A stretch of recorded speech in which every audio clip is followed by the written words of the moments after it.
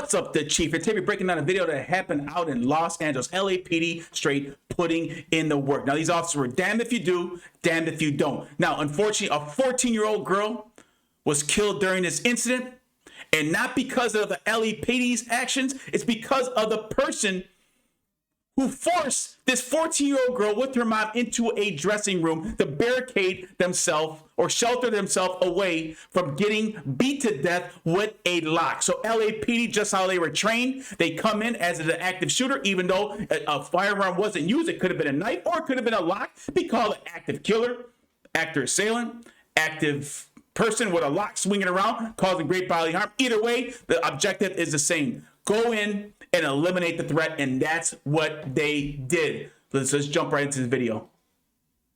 In progress, and there were individuals sheltering in place. Here are several Evacuate the building, everybody! Evacuate the building! What's the emergency? I had a hostile customer in my store attacking customers. Okay. 12121, Victory Way. Okay, ma'am, what was it, a male or female? Ma'am. He's breaking things. Ma'am, hello, I need you to listen to me so I can send some help. Yeah. Is it a male or a female? Male. What's the name of your store? Burlington. Closed-circuit television video captured the suspect prior to the officer's arrival. In review of the video, it appears the suspect attacked several people. The suspect entered the store with his bicycle at around 11 a.m. and took the escalator up to the second floor.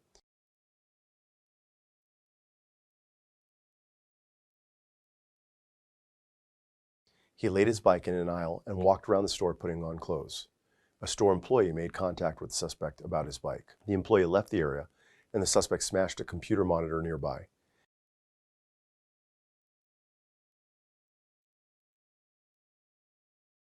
He then moved on to hit the glass railing.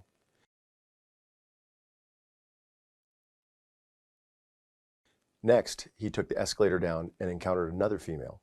He attempted to take her bag, and as the female resisted, the suspect tackled her and hit her with the lock. That female was able to break away and run out of the store. She was not identified.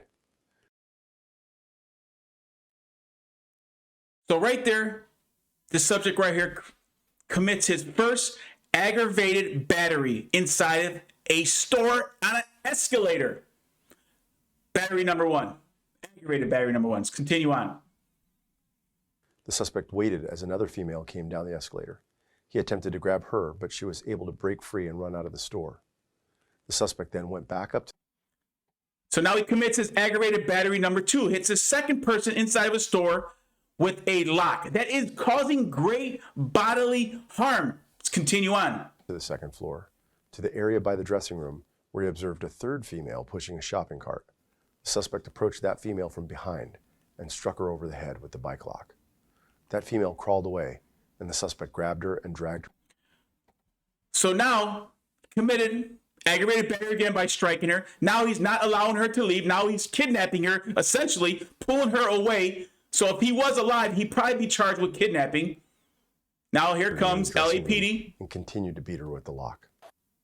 Now, based off all the information that they received, you heard the 911 calls. Now, a gun was mentioned, but it wasn't used. But because, like I said, it all falls under that category, here comes LAPD.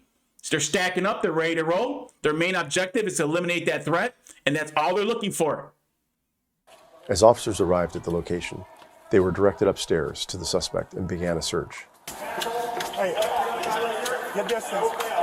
Hey, so a lot of people were talking about this guy's optic. Now, LAPD, one of the biggest police departments in the nation.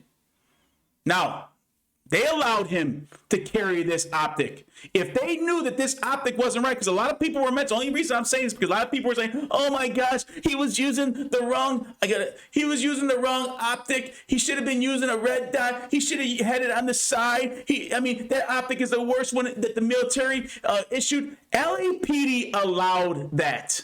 So I guess it's okay, people. So quit messing with the man's optic. Continue on. we have a victim down! Victim down! During that search, officers located a female who was suffering from various injuries and bleeding.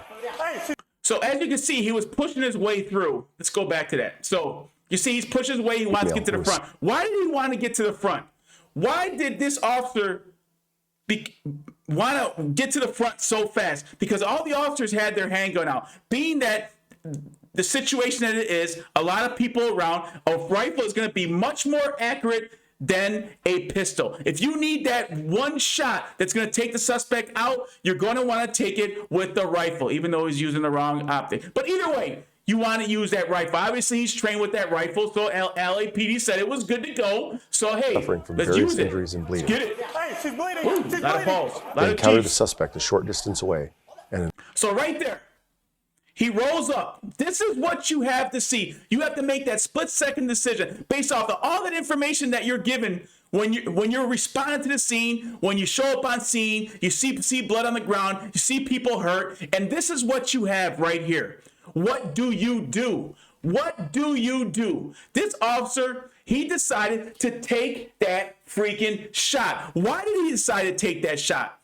Well, he's already demonstrated that he's willing to cause great bodily harm, see somebody in front. He's already demonstrated he's willing to grab somebody, kidnap them, possibly even use them as a hostage. Why would you not take that shot? This is a person that needs to be eliminated really fast. Unfortunately, there was a 14-year-old girl. the suspect was struck by gunfire and taken into custody. The Los Angeles Fire Department paramedics responded and There was a 14-year-old girl who was sheltering in place because of the actions of this person right here. Because of the actions of him, she was sheltering with her mom, and she was shot when they were trying to take him out. determined the suspect deceased at scene. Unbeknownst to the officers, a 14-year-old girl was in the changing room behind a wall that was behind the suspect and out of the officer's view. She was in the changing area with her mother when the officers encountered the suspect and the officer-involved shooting occurred. Now, if that 14-year-old girl wasn't in that changing room and she wasn't shot, this officer would have been praised. LAPD's tactics wouldn't be questioned. They wouldn't be under attack right now. All because of the actions of somebody else. LAPD used the proper tactics, the proper stack coming in. They utilized the proper firearm for that situation. Unfortunately, with that optic, okay, we're going to come in. But still, they decided to go with that rifle, which was a much more accurate than a pistol. Remember, every bullet you're accountable for. Unfortunately, a 5.56, 223, whatever that rifle is, I don't know. Whatever the bullet is, that 5.56, if it is a 5.56, that round continues to give. It's going to go through a person. It's going to go through a wall. It's going to go through a person again. It's going to go through a wall. It's a bullet that continues, that keeps on freaking giving. You need to remember that. He's seen that shot. He's seen nobody was behind him. Who would have thought there was a 14-year-old girl who was sheltering in place because of the actions of this person? LAPD utilized great tactics. Officer made a great shot with that optic. But again, LAPD, biggest department in the nation. Train hard, work hard. Don't rely on your department to give you that training. God bless. Stay safe.